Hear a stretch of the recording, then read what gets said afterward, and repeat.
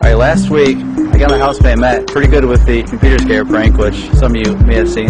So the prank this time around, I have outside here a couple of speakers, as you can see, CD player, which I have remote, and a CD inside, which is going to play a loud, very loud car accident screeching sound.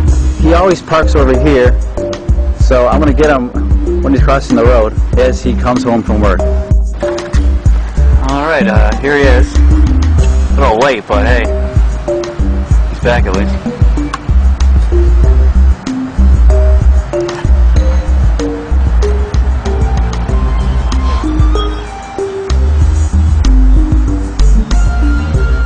On the phone, probably talking to his mom again.